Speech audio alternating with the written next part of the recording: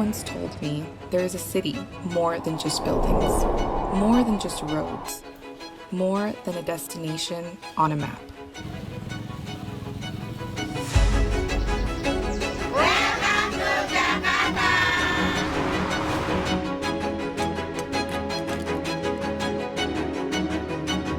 We look up at the stars dreaming, but what if what burns brightest is not what is up in the clouds, but what surrounds us?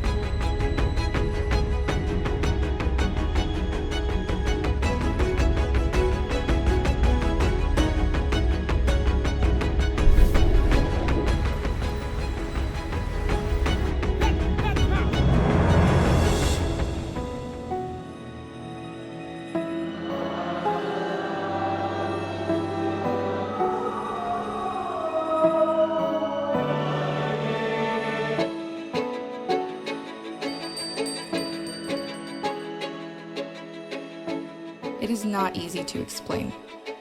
It's true.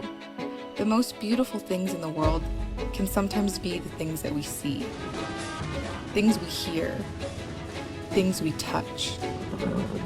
But what keeps you alive must be felt with the heart.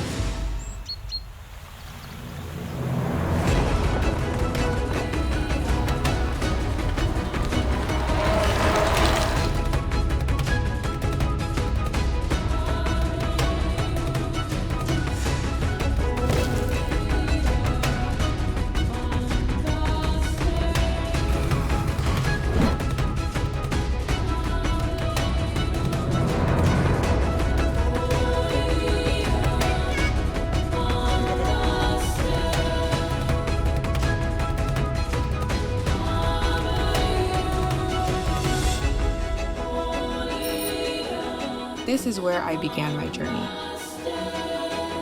Jakarta. My Jakarta. Vibrant Jakarta. I'd like to extend my warmest welcome to you, to the beautiful city we call home, the vibrant Jakarta.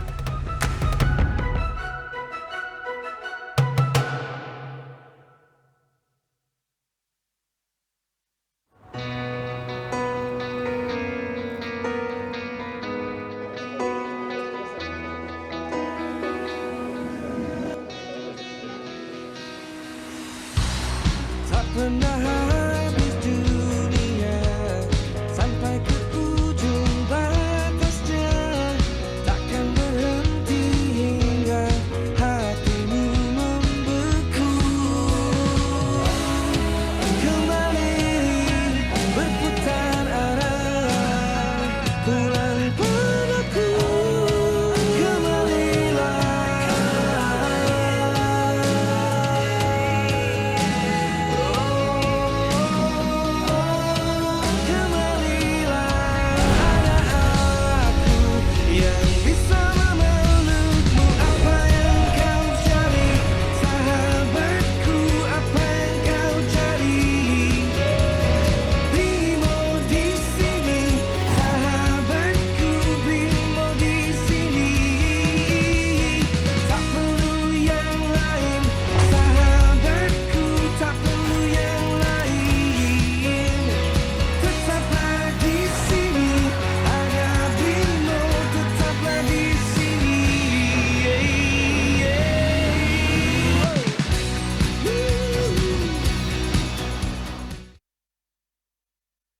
Saat gagasan pendirian Sarinah dicetuskan pada tahun 1962, Bung Karno ingin banyak membuat mercusuar kebangkitan bangsa Indonesia. Sarinah adalah bentuk perwujudan dari kebangkitan ekonomi kerakyatan menuju modernisasi dan internasionalisme. Dari masa ke masa, Sarinah menjadi saksi dari perkembangan Indonesia. Sarinah melihat bagaimana masyarakat bertumbuh dan beradaptasi melalui segala tantangan yang hadir. Sarinah terus menjadi sentra aktivitas bagi masyarakat untuk memasarkan inovasi dan produk dalam negeri di jantung ibu kota. Transformasi Sarinah adalah sebuah momen yang dinanti-nantikan masyarakat Indonesia. Sebuah pusat perbelanjaan yang didesain untuk memberikan ruang bagi produk dalam negeri yang telah dikurasi. Pemugaran gedungnya tetap menjaga kelestarian aspek cagar budayanya Namun, interior, fasilitas, dan pengalaman berbelanja akan disesuaikan dengan perilaku konsumen masa kini dan masa depan. Sarinah diharapkan menjadi destinasi wajib kunjung bagi wisatawan dalam dan luar negeri. Ruang rumah Sarinah terbagi menjadi 8 buah segmen lantai. Masing-masing ruang tersebut kami beri nama antara lain Pasar Nusantara, Pusaka, Untayan, Kreasi, Hayat, House of Sarinah, Cakrawala, dan Tanah Nusa. Melalui konsep community mall, Sarinah memberikan ruang publik yang memiliki elemen historical, urban linkages, urban forest, serta urban living. Kami ingin mengajak Anda untuk menjadi bagian dari semangat baru Sarinah. Semangat yang diwariskan oleh para pendiri bangsa untuk bisa menjadikan Indonesia menjadi salah satu sentral ekonomi dunia. Bersama, mari kita tunjukkan kekayaan karya Nusantara kepada dunia. Sarinah, panggung karya Indonesia.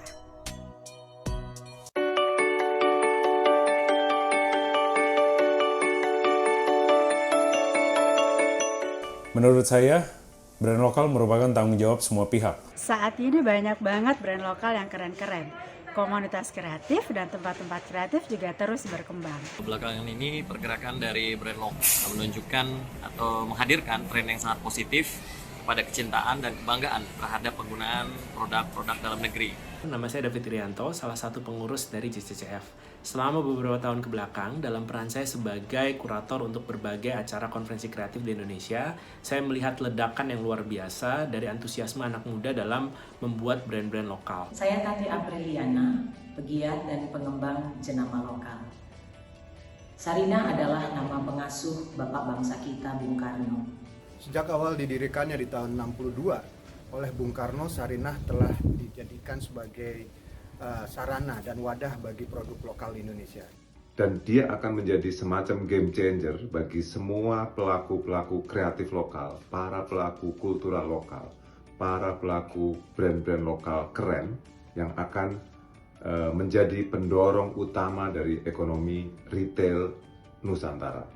Halo, saya Vicky Satari, Dewan Pengawas dari Jakarta Creative City Forum. Swastiastu, Tiang Komang Winawahyudi dari Bali. Saya seorang creative planner dan founder dari Tualen & Co bersama ICCN dan JCCF. Halo, saya Laura Bangun Prinsu. Saya juga pelaku ekonomi kreatif di subsektor penerbitan. Saya menyambut baik hadirnya wajah baru Sarinah yang mengedepankan dan membantu memajukan lokal-lokal brand di Indonesia. Dan semoga juga Sarinah bisa menjadi etalase bagi wajah dan representasi produk lokal di mata dunia. Saya Aldi, Deputi Bidang Regulasi dan Kebijakan Jakarta Creative City Forum atau JCCF. Harapan saya, Sarinah bisa menjadi showcase untuk lokal brand Indonesia, para lokal heroes Indonesia untuk menunjukkan kualitas dan kapabilitas mereka. Semoga kerjasama Sarinah dengan Jakarta Creative City Forum atau JCCF bisa menjadi inisiasi awal dari terciptanya platform yang berkelanjutan. Saya Dipa Sitepu sebagai pengurus pemasaran dan komunikasi publik di JCCF. Semoga melalui Sarinah dan Jakarta Creative City Forum lebih banyak lagi lokal brand Indonesia mendapat kepercayaan sebagai brand yang berkualitas dan itu buatan Indonesia. Saya Raditya Susilo, founding partner dari PT Arab Design International dan juga wakil direktur inkubator bisnis dari Jakarta Creative City Forum.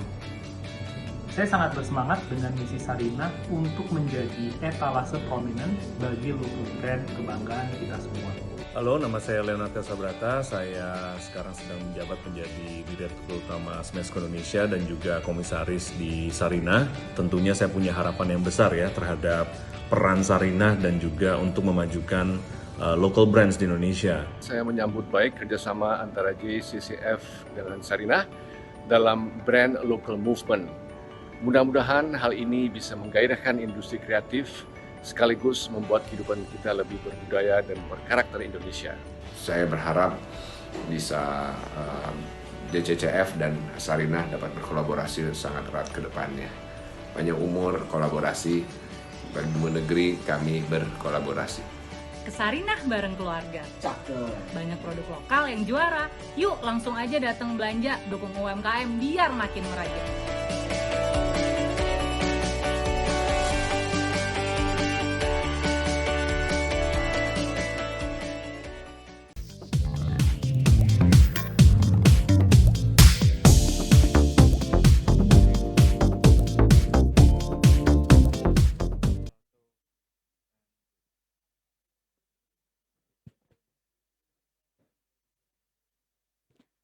Selamat siang semuanya. Selamat datang di Sarinah Jakarta Content Week 2021, disponsori oleh Brimo dan Dinas Pariwisata dan Ekonomi Kreatif DKI Jakarta. Acara ini diselenggarakan oleh Yayasan 17.000 Pulau Imaji dan Frankfurter Buchmesse. Saya Vicky Simanjuntak, Wakil Direktur Riset JCCF Jakarta Creative City Forum, akan berbincang-bincang bersama Ibu Irawati Endarwati, selaku Vice President Specialty Store PT Sarinah Persero, bersama dengan Bapak Leonard Theo Sabrata, Direktur Smesco Indonesia, dan Ibu Hafsoh Mubarak, selaku Direktur Produk Kreatif ICCN atau Indonesia Creative Cities Network, dalam sesi akademi Percepat dan Perluas Pemasaran bersama agregator. Sebelum kita mulai, izinkan saya membacakan sedikit sinopsis diskusi kita pada hari ini.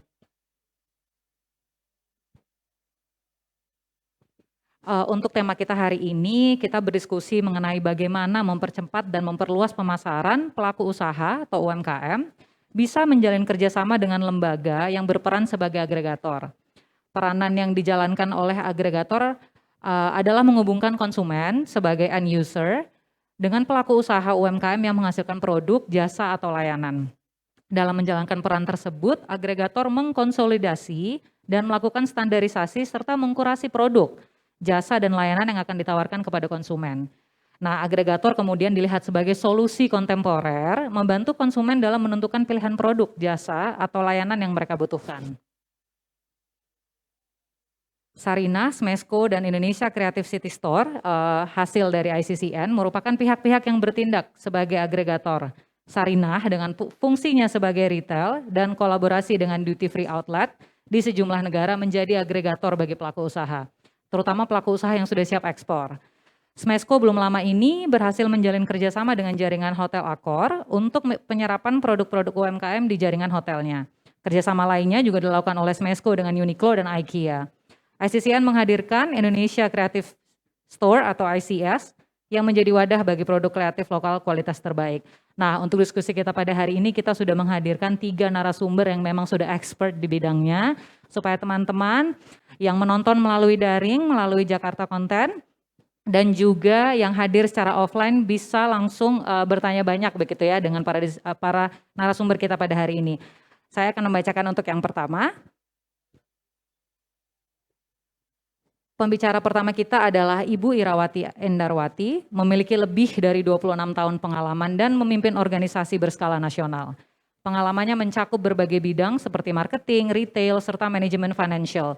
Pada tahun 2020, Ibu Irawati Endarwati menjadi Vice President Retail Operation di divisi Fashion Map. Ya, semuanya mungkin bertahu ya Fashion Map ya. Saya juga menjadi salah satu pelanggan dari Fashion Map itu sendiri karena banyak sekali kemudian SKU di dalam Fashion Map itu sendiri.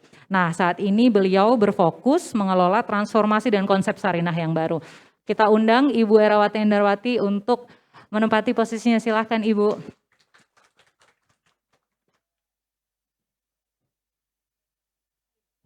Ya. Iya Ibu, sambil kita menunggu mungkin persiapan untuk Ibu, saya akan sapa dulu mungkin yang di online, Zoom akan hadir bersama kita melalui virtual adalah Bapak Leonard Theo Sabrata selaku Direktur Utama Smesco. Selamat siang Pak Leo. Apa kabar Vicky? Selamat siang. Selamat siang. Iya. Oke. Siang Pak. Oke, saya akan membacakan sedikit profilnya ya Pak Leo ya, meskipun kita hampir tiap hari ngobrol gitu ya Pak Leo ya. Silakan. Nah, jadi Bapak Leonard Theo Sabrata sudah menempuh pendidikan di Fakultas Desain Pasadena, Amerika Serikat.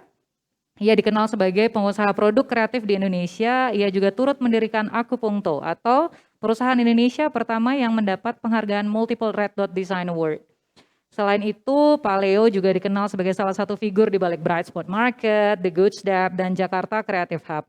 Pada Desember 2019, kemudian beliau ditunjuk sebagai Presiden Direktur LLP UKM Smesco. Terima kasih Pak Leo untuk kehadirannya siang hari ini melalui virtual. Ya. Oke. Terima kasih juga. Bergabung juga bersama dengan Ibu Ira dan Pak Leo. Ibu, ini ada Mbak ya sepertinya ya, tapi saya akan sebut Bu Hafsoh Mubarak adalah penjahit jejaring kreatif. Ketua Surabaya Creative Network, saat ini juga sebagai Koordinator Indonesia Creative Store. Memiliki beberapa usaha di bidang food and beverages di Surabaya. Dan juga sebagai founder Ngide Creative Space dan sebagai Wakil Ketua Umum Kadin Surabaya. Bidang industri kreatifnya adalah startup. Selamat siang Ibu Hafsah. Selamat siang, Mbak Vicky. Selamat siang, Wira. Salam kenal. Selamat siang, Bu. Salam kenal juga. Baik, kita sudah menyapa semuanya. Ibu Ira mungkin sudah ingin melakukan paparannya? Ya, silahkan kepada operator. Kita akan memulai diskusi kita pagi hari ini dengan paparan menarik sebagai fondasi yang kuat ya untuk diskusi kita. Kepada Bu Ira, kami persilahkan. Terima kasih. Aku boleh lepas? Boleh Ibu, Saya silahkan. lepas ya. Kita sudah melakukan protokol kesehatan terbaik Ibu. Sudah langganan swab kayaknya sekarang ini. Selamat siang semuanya, baik yang hadir di sini maupun juga teman-teman yang mungkin lewat online, lewat Zoom dan yang lain-lainnya. Perkenalkan saya Irawati untuk sekedar memberikan sedikit paparan atau penjelasan apa sih peran Sarina sebagai agregator, terlebih-lebih untuk teman-teman pada saat sekarang ini. Karena kami ketahui bahwa pastinya banyak sekali teman-teman UMKM maupun yang baru mau mulai berpikir untuk memulai suatu usahanya, pasti mikir bagaimana caranya untuk bisa memasarkan produknya lebih jauh lagi. Bukan sekedar dalam lingkungan kecilnya mereka, tapi bagaimana mereka memperbesar dirinya, bagaimana mungkin mereka sampai masuk ke pasar global.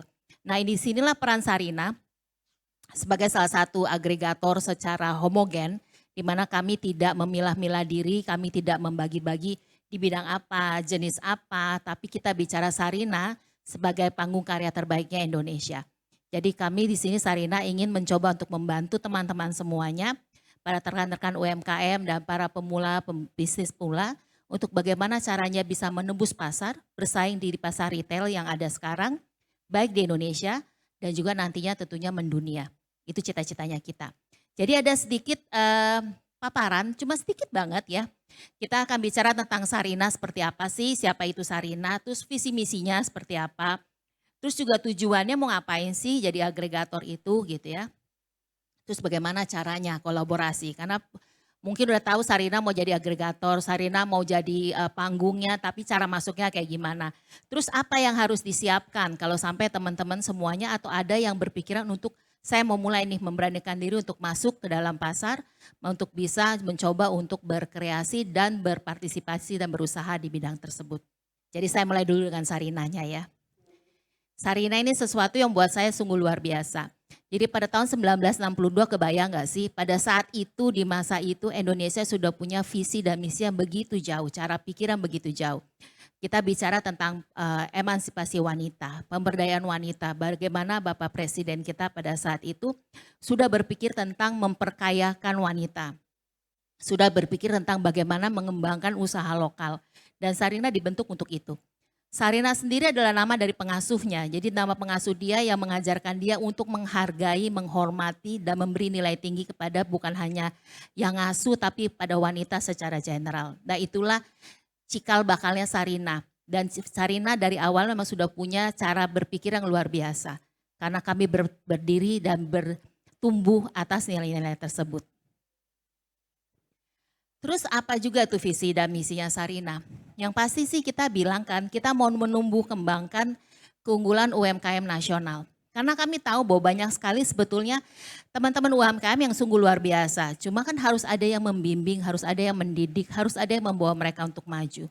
Jadilah di sinilah fungsinya Sarina.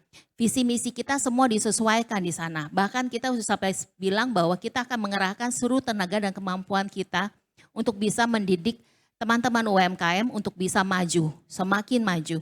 Karena kami percaya bahwa sekarang inilah saatnya di mana brand-brand lokal bisa menjadi tuan rumah yang sesungguhnya di negara kita. Kita tidak bicara lagi tentang brand-brand internasional, ya tentunya kita tidak bisa pungkiri bahwa mereka ada. Tetapi sudah saatnya juga brand-brand lokal bisa naik panggung dan brand-brand lokal itu bisa bergaya dan tampil percaya diri untuk bilang ini saya, inilah kelebihan saya dan harusnya juga kita semua bisa menerimanya dan bisa bersama-sama mendukungnya. Karena sejauh ini aku lihat ya Vicky ya banyak banget produk-produk lokal itu yang luar biasa. Banyak banget sih. Banyak banget. Aku tuh setiap kali pergi keluar misalnya meninjau gitu ya suka sampai tergagap-gagap karena aku lihat bahwa ternyata brand-brand lokal itu sebetulnya dengan sedikit sentuhan, dengan sedikit dorongan akan menjadi lebih bagus daripada luar negeri punya. Jadi pengembangan usaha kita mau coba nih biar berkelanjutan. Kita nggak mau hanya putus gitu aja. Karena aku rasa salah satu tantangan yang besar juga adalah bagaimana memperkelanjutannya usaha mereka. Karena kadang-kadang ide jago di pertama kuat, habis itu mungkin kekurangan ide atau mungkin kurang terekspos gitu ya, sehingga tidak lagi bisa berkembang lebih lanjut. Terus juga kita pengen supaya bukan hanya bisa di sini, tapi kembali lagi tuh kita selalu kumandangkan bahwa harus maju ke global. Kenapa? Pasar di Indonesia, pasar bukan hanya di Indonesia. Menurut kami pasar itu juga ada di dunia.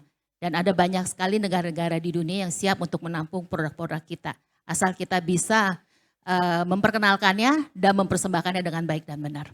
Ya, jadi itu adalah sekilas mengenai visi dan misi Sarina. Nggak perlu saya bacain ya, karena buat saya intinya dan visinya adalah Sarina siap untuk membantu teman-teman semuanya. Terus juga agregator, kenapa kita percaya mau jadi agregator? Karena memang semua UMKM pasti perlu wadah, ya kan? Nggak mungkin yang namanya kita jualan sendiri, kalau jualan sendiri paling hanya punya toko atau bahkan mungkin hadir di online. Terus apa selebihnya? Nah inilah fungsinya Sarina. Kita mau menjadi pembantu alat untuk makin memajukannya semua teman-teman UMKM. Kita di sini akan menjadi agregator teman-teman semua. Terus juga kita percaya bahwa semuanya itu perlu peluang. Sebetulnya semua punya kemampuan, cuma mungkin peluangnya belum ada. Sarina membuka peluang untuk semua teman-teman UMKM untuk bisa naik kelas. Kenapa kita bilang naik kelas? Karena kadang-kadang memang perlu sentuhan sedikit, perlu mungkin bimbingan sedikit sehingga bisa semakin baik, bisa semakin sempurna hasilnya. Terus kita juga pengen memberikan edukasi, karena buat kita bukan masalah kekreativitasannya, mungkin bagaimana persiapannya bagi teman-teman untuk masuk ke pasar global. Karena tanpa adanya pengetahuan biasanya itu kan yang menjadi kelemahan kita ya. Kita harus tahu bagaimana caranya kita bersaing nih, baik dari sisi produk, harga, kualitas, marketingnya pun itu kita harus siapkan.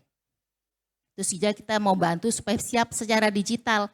Karena apalagi dengan masa pandemi sekarang ini kan harus kita akui ya, keterbatasan gerak terjadi. Keterbatasan temu muka secara fisik terjadi. Jadi digital adalah solusi yang paling tepat untuk saat-saat sekarang dan ke depannya. Jadi kita mau bantu teman-teman untuk siap masuk ke era digital. Terus juga kita pengen bicara bahwa mengenai gimana kreativitasnya. Karena biasanya aku sendiri secara pribadi percaya bahwa 1-2 orang bertemu tuh biasa ide makin banyak. Apalagi sampai 3, 4, 5, 6 itu ide akan semakin keluar, kita akan semakin terbuka, kita akan makin ketemu hal-hal baru yang mungkin kalau kita sendiri mikir tidak bisa. Nah disinilah tugas agregator Sarina, kita mau coba untuk membuka kreativitas level yang lebih tinggi lagi dengan memberikan sarana-sarana tersebut. Tentunya juga kita mau bicara tentang membuka lapangan kerja. Karena dengan adanya hadirnya Sarina sebagai agregator, kami percaya begitu pasar terbuka, maka lapangan kerja pun akan bertambah banyak. Kita juga mau bicara tentang kita gimana sih, kan kita disebut ya modal kerja gitu. Karena di sini Sarina kebetulan karena kami adalah satu badan BUMN, kami punya teman-teman banyak, teman-teman di misalnya kayak Brimo tadi ya, kita bisa ketemukan antara teman-teman dengan Brimo, dengan BRI supaya bisa saling ngobrol, bisa saling mendukung. Nah disitulah peran Sarina sebagai memberi bantuan tenaga kerja untuk modalnya. Itu fungsinya agregator Sarina ya. Nah kalau untuk cara bergabungnya, pasti setiap agregator punya rules and condition harus diikuti. Nah penting buat teman-teman semua untuk bisa mengetahui, jadi coba kontak dan cari tahu apa sih peraturan di sana untuk bisa masuk seperti apa. Dan pastinya ada tahap kurasi, karena kenapa ada kurasi? Kenapa tidak semuanya aja masuk, kalau sungguh-sungguh mau dukung semuanya diterima? Gak bisa, karena kita ini bukan hanya bicara tentang semua diterima, tapi kita bicara tentang menaikkan kelas. Kita bicara tentang mengedukasi, kita bicara tentang bersaing di pasar secara terbuka. Jadi kita nggak bicara bahwa ini ada pilih kasih nih, ini karena ini UMKM binaan saya akan, wah biar jelek juga pokoknya saya jagain. Enggak, karena buat kita setiap orang harus mampu, ya kan? Kan ada istilah, kita tidak beri makan tapi kita beri kail. Ya kan, biar mancing sendiri. Nah disinilah tugasnya agregator kenapa melakukan kurasi. Karena kami percaya bahwa dengan kurasi yang baik dan benar, teman-teman malah belajar. Jadi dia tahu, oh salahnya di sini nih, ternyata kekurangan saya ada di titik ini nih. Jadi saya mesti perbaikin. Kalau begitu diperbaikin, tidak perlu lagi sampai mesti ketok-ketok pintu agregator untuk masuk dong saya di tempatmu, enggak. Yang ada mungkin kita yang nyari, ayo dong masuk dong ya kan. Karena produknya sudah luar biasa dan sudah siap masuk ke pasar. Terus juga kenapa kita bilang, ayo dong mesti punya produk unggulan. Kenapa? Karena sekarang ini bukan cuma bapak atau ibu sendirian yang punya ide untuk berusaha, ya kan? 1.001 orang lagi tengah berpikir bagaimana caranya untuk menghadapi situasi seperti ini. Dan mungkin punya banyak ide-ide yang luar biasa, ya kan? Jadi semua lagi berlomba-lomba nih, bikin usaha sendiri. Jadi produk unggulannya apa? Karena harus ada sesuatu yang kita bisa menangkan. Satu yang orang begitu lihat, ini adalah, oh ini ciri khasnya dia, inilah punyanya dia. Kenapa? Jadi harus ada gitu. Jadi itu penting ya, punya item produk unggulan. Mungkin jenisnya boleh sama-sama pakaian. Tetapi apa kelebihannya? Jahitan kah, pewarnanya kah, modelnya kah, apa lebihnya di situ. Terus harus punya ciri khas untuk keunikan dari produk yang dijual. Nah itu penting lagi, ada ciri khasnya. Setiap brand harus punya ciri khas sehingga dengan sangat mudah diidentifikasikan. Bahwa ini adalah punya si A, ini adalah punya si B. Terus juga harus bicara tentang sustainability secara kualitas. Jangan nanti bulan ini bagus, karena jahitnya lagi senang hati, lagi lurus, kemudian bulan depan lagi patah hati, jadi agak zigzag ya, lagi patah hati jadi zigzag dia. Terus juga gimana dengan kapasitas produksinya. Jangan bicara bahwa di bulan ini begitu siap, terus begitu laku bingung, isi pakai apa ya gitu. Kan nggak mungkin didiamin. Kita harus bicara tentang sustainability di situ. Terus juga kita harus bicara tentang inovasi, karena produk baru itu harus dibutuhkan. Kita ini semua adalah manusia sosial ya, yang biasanya punya ciri khas satu, pembosan. Selalu pengen ada sesuatu yang baru. Nah kalau sampai produknya tidak punya produk baru, hanya itu dari tahun ke tahun, sudah pasti akan ditinggalkan orang. Nah itu harus penting, bagaimana caranya mencari inovasi dan produk-produk baru, supaya kembali lagi produk Anda, brand Anda diingat oleh rakyat. Perkembangan mode makanya harus diikutin. Jangan bicara bahwa pengembangan mode hanya untuk pakaian aja, enggak loh. Menurut aku perkembangan mode atau tren itu terjadi di semua lini, bahkan sampai makanan ya. Ingat gak pada zaman dimana semua orang gula aren, semuanya gula aren ya kan. Modenya apa lagi? Semua akan ngikutin. Maka harus selalu tahu apa sih tren yang terjadi sekarang ini. Itu harus bisa kita ikutin. Terus juga kita bicara tentang harga. Nah sekarang ini apalagi harga isu yang amat sangat sensitif. Karena boleh dibilang kan ada filmnya cek toko sebelah ya. Nah, hati-hati nanti tinggal dicek ke toko sebelah. Jadi kita harus pastikan bahwa harga kita terhadap pasar cukup bisa bersaing. Kalaupun misalnya mau tinggi harus ada penjelasannya. Kenapa? Bukan cuma karena saya suka aja harga segitu. Kenapa taruh 999 karena itu angka hoki? Gak boleh. Kita harus bicara tentang ada faktornya apa sehingga kita bisa bilang angka kita adalah seperti itu. Dan yang tadi ya harus bisa memenuhi kriteria dari semua masing-masing agregator. Karena setiap agregator pasti punya rules-nya, the do and don'ts. Bagaimana peraturan dan apa yang harus dikerjakan di situ. Simple kan, tidak susah ya. Nah yang harus diperhatikan lagi nih apa nih? Tadi kita udah bilang bentuk kerjasamanya seperti apa. Karena masing-masing agregator mungkin akan punya rules-nya tadi. Ada yang mungkin bilang titip jual kah, bagi margin sharing kah, atau ada fee-nya kah, setiap pasti berbeda-beda ya. Terus jangan lupa kelengkapan dokumennya juga. Karena tanpa dokumen hidup kita jadi susah, sama-sama susah nih. Hari gini semuanya serba digital, semuanya serba by system. Jadi pada saat Bapak Ibu sudah memperlengkapi semua kelengkapan dokumen, itu akan dipermudahkan. Jadi tidak lagi pusing bagaimana cara nanti untuk urusan pajaknya lah, untuk bagaimana tagih menagihnya, kalau semua dokumen sudah beres, itu rapi, enak. Stok produk juga harus mencukupi ya, karena kayak tadi saya bilang, kalau laku terus gimana? Misal taruh 50, laku 25 tuh mau diapain lagi? Apalagi kalau sampai toko offline ya. Ngebayang ya Vicky ya, buat toko offline kita udah taruh nih satu dinding 50, laku 25 kan berarti setengah bolong ya. Terus kalau nggak mampu isi. Kelihatan kosongnya Bu. Jelek banget Iya. itu. Itu mau diisi apa gitu loh.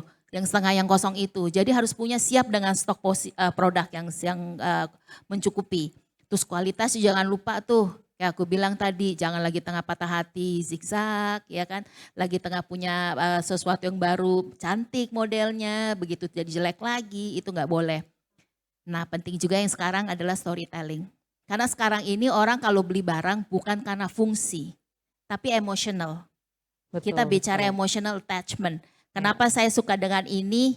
ada alasannya pasti. Apalagi kalau sampai ceritanya itu memang menarik dan bisa amat sangat dijual ya. Betul, narasinya gitu ya. Narasinya penting karena sekarang orang pengen tahu kenapa sih dia mau pakein baju misalnya.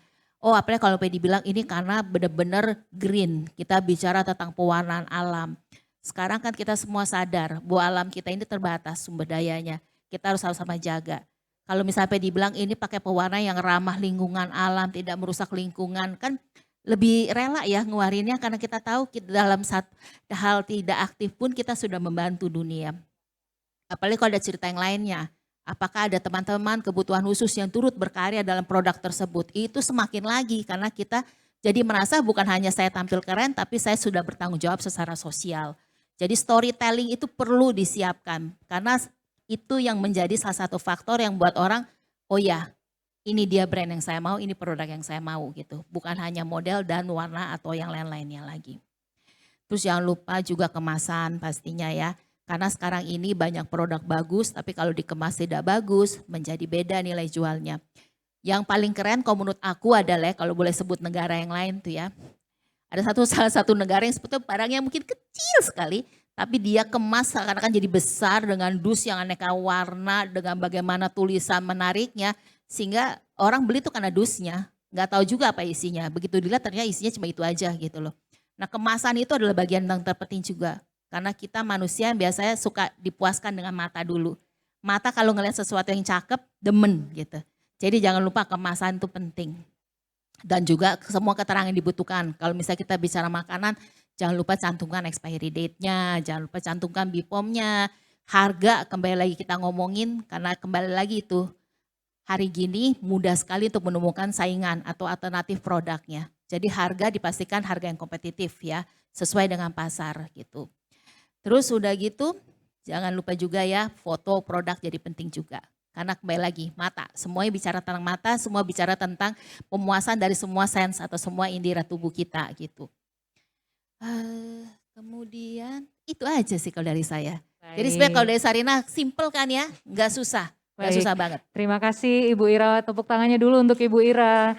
Baik, terima kasih. Ada beberapa hal yang ingin saya highlight dan menarik sekali untuk melihat Sarinah sebagai agregator dengan misi Panggung Kreatif Indonesia, terus menjadi tempat untuk brand lokal naik panggung. Sarinah sangat-sangat menarik ya, karena kemudian mengajukan beberapa nilai usaha tuh harus berkelanjutan, nggak boleh hari ini bikin besok libur gitu ya, mut-mutan. Nah ini ada kaitannya sekali dengan kualitas dan kapasitas usaha UMKM memang mungkin belum konsisten ya Bu Ira ya. Iya betul. Nah jadi kalau misalnya mau masuk ke Sarinah, nah itu menarik, kita mendorong ya Bu ya, mau tidak mau jadi memaksa UMKM-nya gitu. Memang jadinya memang kita paksakan, karena buat kita gini, kalau Bapak dan Ibu bisa menjaga konsistensi, maka itu juga baik untuk usaha Bapak dan Ibu ya kan. Bukan karena Sarinahnya egois, tapi kami percaya bahwa namanya usaha itu memang perlu jeripayah. Ya kan pasti susah di awalnya. Tapi begitu kita sudah terbiasa, kita sudah tahu apa yang harus dilakukan, itu akan terjadi dengan otomatis. Ya, dan sama jadi Bapak Ibu juga senang, kita juga semua senang. Ya, baik. Terima kasih Bu Ira. Menarik sekali. Ada poin lainnya juga yaitu UMKM melek digital. Nah ini juga nanti mungkin kita bisa diskusi lebih lanjut ya Bu, melihat transformasi Sarinah yang kalau biasanya kita lihat, oh ada gedungnya, oh ada tokonya di mall-mall. Sekarang ada digitalnya gitu ya Bu ya. Ada digitalnya menarik. juga. Nanti kita diskusi juga ya Bu Ira ya. Siap. Buat yang itu. Baik. Nah untuk melanjutkan diskusi kita mungkin Pak Leo ada di Zoom mungkin Pak Leo. Oke. Ya Pak Leo ini kayaknya harus memberikan paparan yang sangat menarik nih karena Bu Ira sudah memberikan fondasi yang baik untuk diskusi soal agregator kita pada hari ini. Silakan Pak Leo. Iya, terima kasih Vicky. Ya luar biasa nih Bu Ira, semangat banget.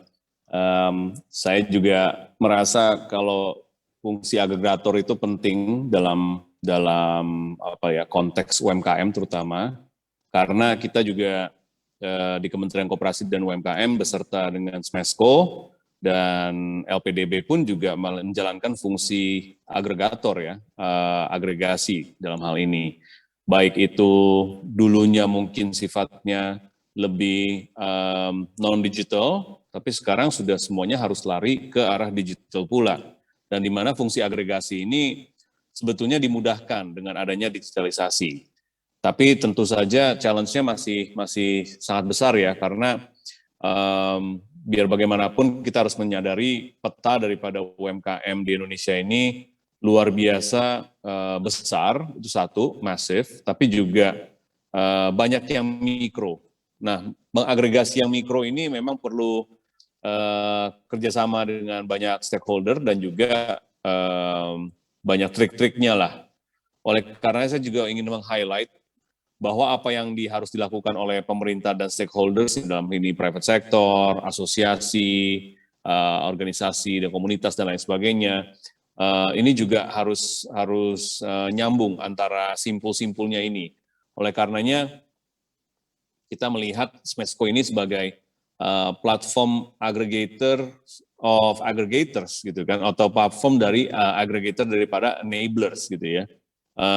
Dan kita sebagai perpanjangan tangannya pemerintah di bawah Kementerian Koperasi dan UMKM ini bisa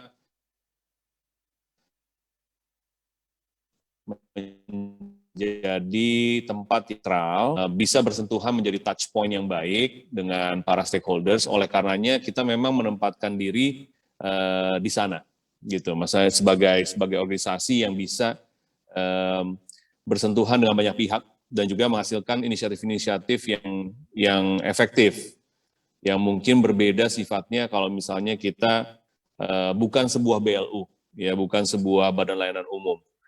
Nah, ini yang kita ingin highlight, dan saya mau kasih lihat sedikit video apa yang sudah kita lakukan selama ini, dalam arti bukan hanya fungsi agregasi, tapi juga kita sampai melakukan sifatnya mungkin tujuannya agregasi. Tapi pada akhirnya ini harus melakukan juga inovasi, kreasi, dan juga kita ingin membuat sebuah inisiatif-inisiatif yang nantinya bisa menjadi tren yang tadi Bu Ira bilang, gitu kan. Dan juga saya melihat terakhir-terakhir ini pidatonya Pak Presiden juga sudah mulai menyentuh bahwa kita nggak bisa lagi menjadi negara yang hanya mengikuti atau mengadaptasi, tapi kita harus menjadi leading atau menciptakan tren. Nah, oleh karenanya itu kita dirikan Smesco Labo di Smesco. Mungkin nanti saya jelaskan lebih ininya lagi, tapi silahkan ditampilkan videonya. Baik, kepada operator untuk video Pak Leo. Smesco Labo hadir untuk mendorong masa depan yang lebih baik dalam menghadapi tantangan, terutama pasca pandemi, dengan menciptakan narasi dan inisiatif baru yang berbasis Sustainable Development Goals untuk future SMEs di Indonesia.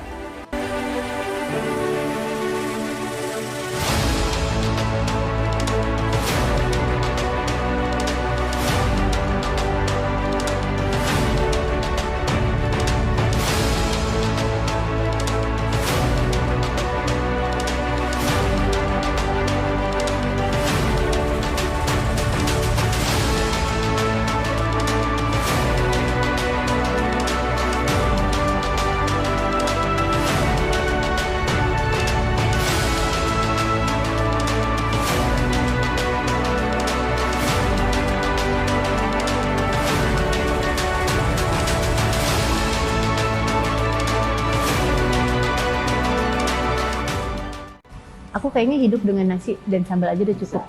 Makanya kita lebih panik harga cabai naik dibanding harga ayam naik. Kalau well done itu kasih cemplungin saus sebanyak-banyaknya. Karena dagingnya udah kepisah, jadi makanan lebih gampang.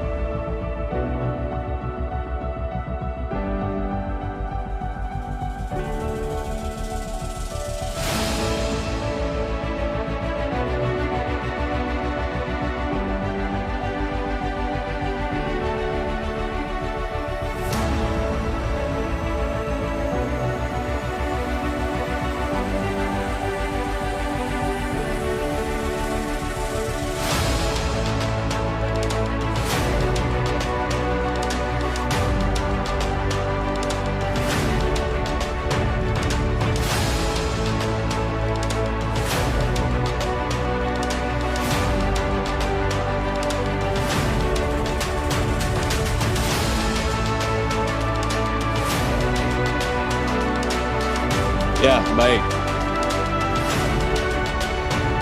Mungkin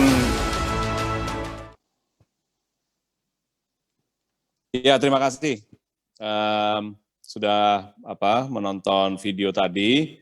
Jadi mungkin yang saya ingin sedikit highlight dari video tadi adalah bahwa di zaman yang penuh dengan 3 pastian ini, sebetulnya kita kan dibutuhkan untuk menjadi agile. Nah, bahkan sebagai agregator atau leader lah dalam hal ini ya, gitu ya, untuk mendorong atau menggalang kekuatan itu juga sebetulnya kita perlu menjadi kreatif. Jadi agility itu perlu kreativitas.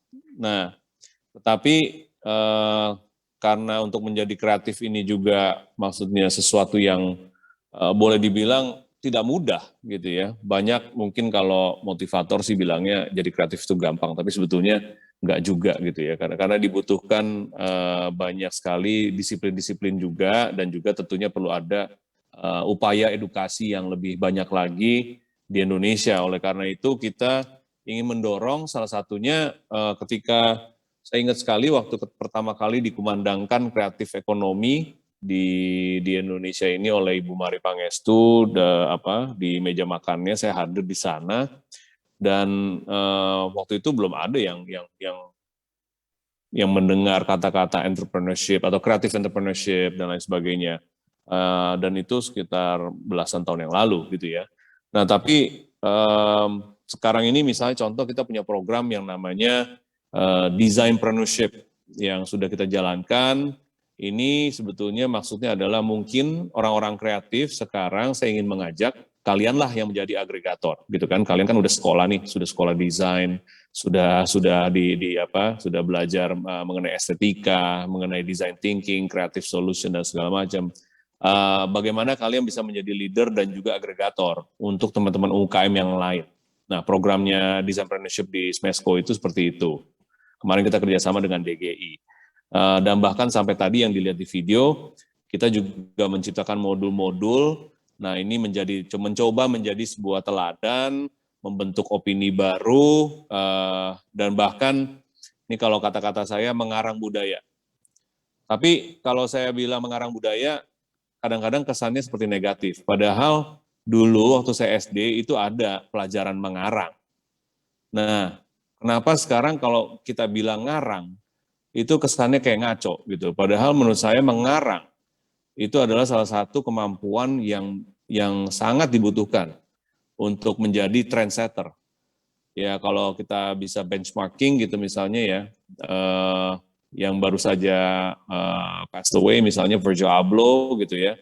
Saya tadinya nggak fansnya dia gitu, tapi ketika dia meninggal dunia, terus saya melihat track recordnya dia, memang dia banyak mengarang gitu kan, dan banyak mengereferensi, tapi body of work-nya luar biasa ketika dia memang sudah dikejar dengan waktu, dan juga ternyata juga memang hebat sekali achievement yang dilakukan selama dalam waktu yang sangat-sangat sempit. Nah, ini juga saya menjadi lebih hormat lagi dengan dia, walaupun karyanya mungkin tidak relate dengan apa yang saya secara estetika dan lain sebagainya. Nah, ini yang saya maksud, kemampuan mengarang budaya ini seharusnya Indonesia ini juga memiliki, dan kita sudah kaya dengan budaya. Kadang-kadang sebetulnya kita tidak harus ngarang, kita tinggal mengadopsi saja yang sudah ada, tapi di repackage dengan baik atau dinarasikan dengan baik, itu saja sudah cukup.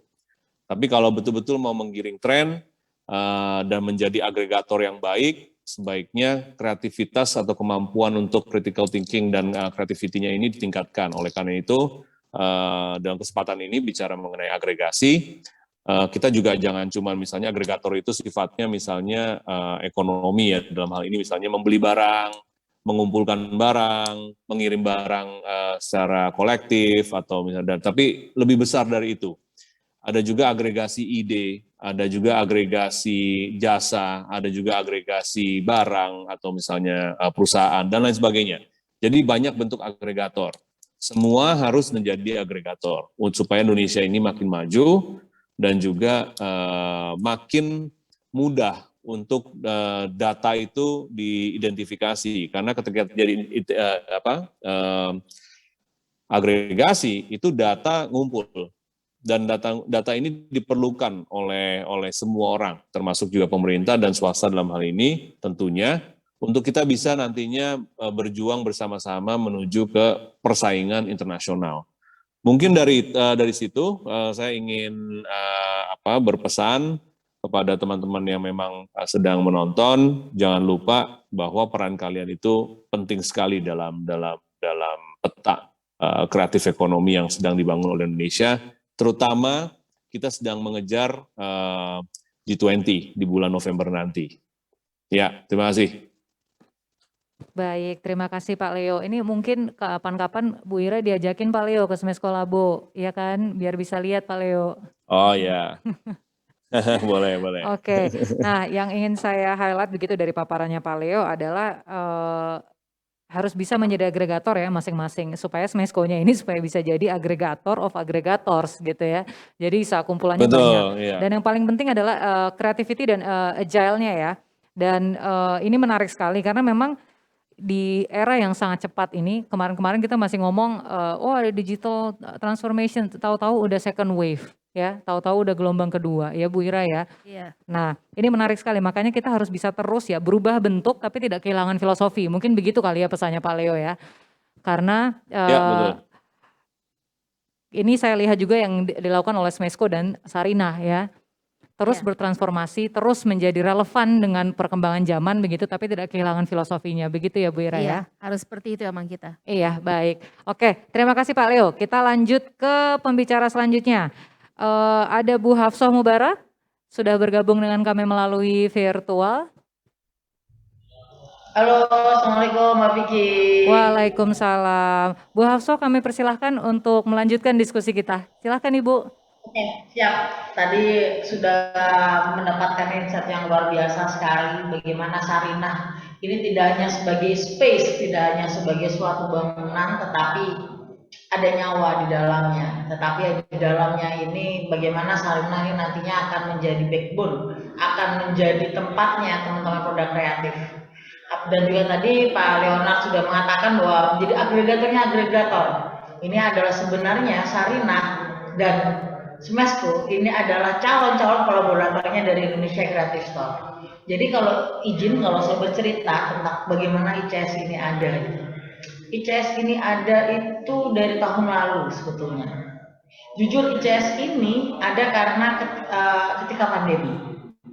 Ketika kami melihat dari jejaring-jejaring kami yang sudah tersebar di 220 kota, semuanya berjuang untuk bertahan hidup. Banyak produk-produk yang luar biasa yang kemudian harus dialihkan dulu, harus tidak usah diproduksi dulu karena tetap harus survive gitu kan. Kita berpikir gitu, jika ini dilanjutkan, jika ini kita tidak kemudian membuat suatu pergerakan dan tidak menemukan solusi, maka nantinya teman-teman pengrajin, teman-teman pelaku atau teman-teman yang membuat produk-produk kreatif di seluruh Indonesia ini nantinya akan berkurang, di mana pada saat ini animenya sangat tinggi. Kami dengan jejaring ICCN yang sudah tersebar di 220 kota, kami berkomunikasi, lalu kemudian muncullah kami juga akhirnya membuat ABBS, Aksi Bersama Bantu Sesama, yang salah satunya adalah ICS, di mana ini sebenarnya bukan sebuah store, store seperti Sarinah atau Smesco. Store ini adalah ICS, backbone-nya adalah directory produk kreatif dari seluruh Indonesia dengan pembagian kelas yang dimana kami juga memiliki kurator. Kurator kami ini terbagi dari level kota, terus juga ada level provinsi dan ada level nasional. Jadi nantinya kalau tidak lolos level kota, ya dia akan ikut inkubasi level kota. Jika dia tidak lolos level provinsi, dia akan ikut inkubasi level provinsi. Sehingga fasilitas atau calon kolaboratornya pun berbeda. Apa yang akan kami konekkan juga itu juga berbeda. Ini kami seperti ketika ini menurut pengalaman saya ketika saya mengikuti beberapa lomba bisnis beberapa tahun yang lalu, ini saya bertemu dengan bergantian kan, saya saya verifikasi A, verifikasi B, tetapi itu membuat saya tahu, oh kemampuan saya ternyata masih di sini. Kami ingin membiasakan itu kepada teman-teman produk kreatif. Kenapa kalau kita memakai sistem seperti itu? Kenapa tidak? Udah ngumpul aja, nanti dipilih sama kurator nasional. Nah, tahun lalu saya dan Pak Leo kita bareng-bareng nih di UKM Award.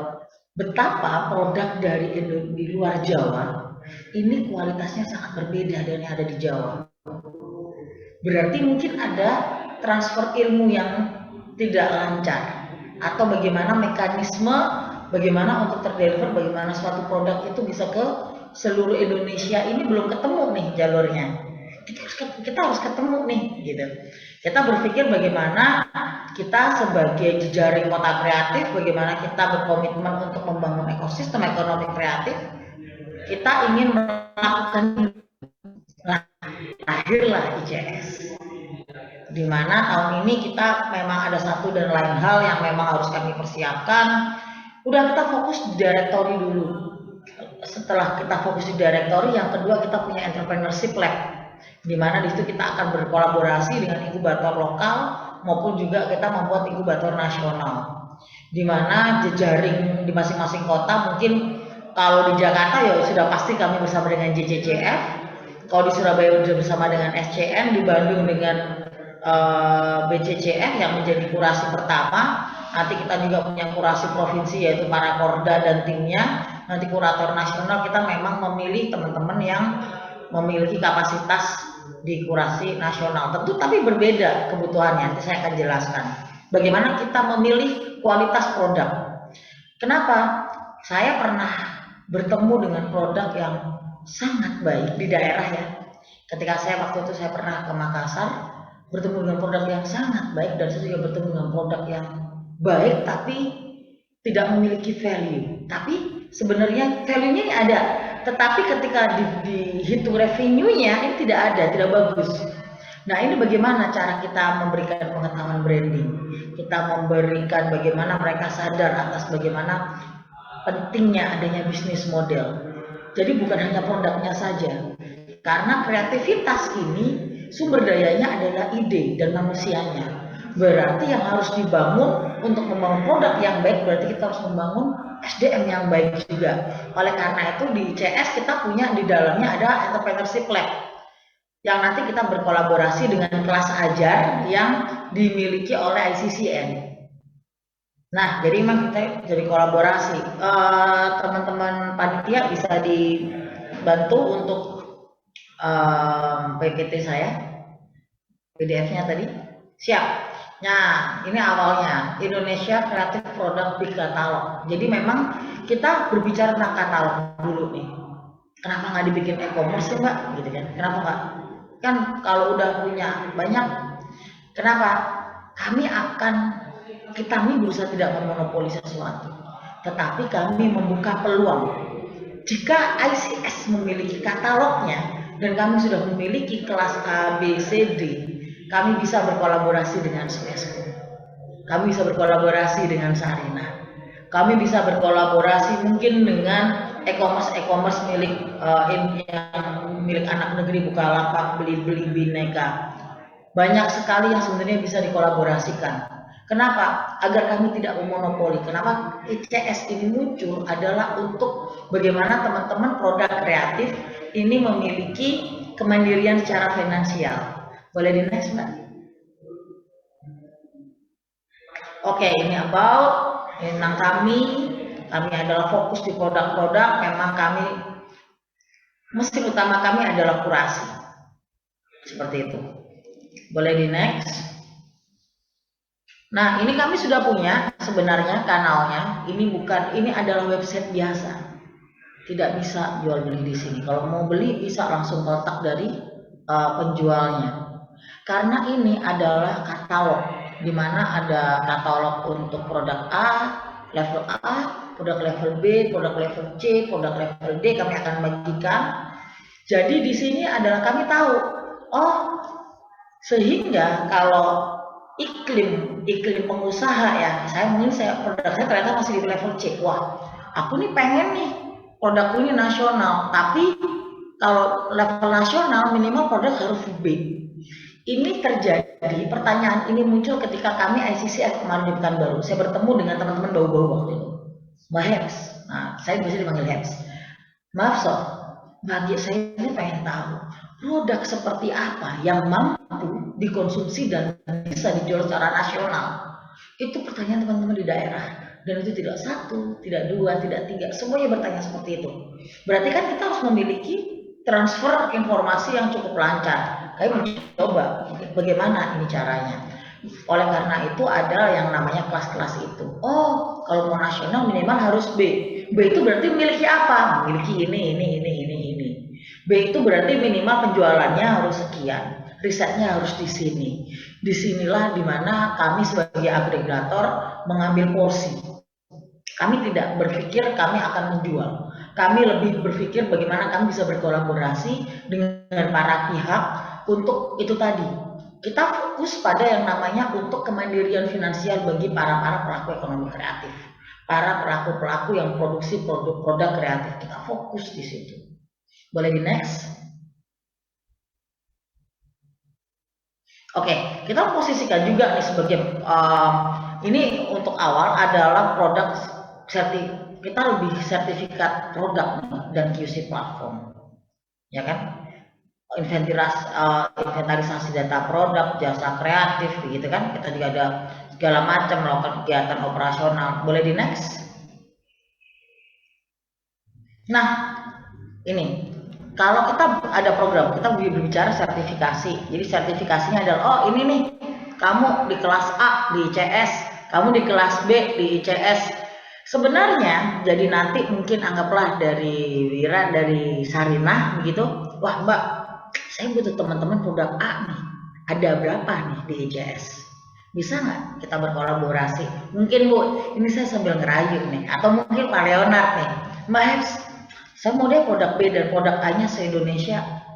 Karena di produk A ini sudah ada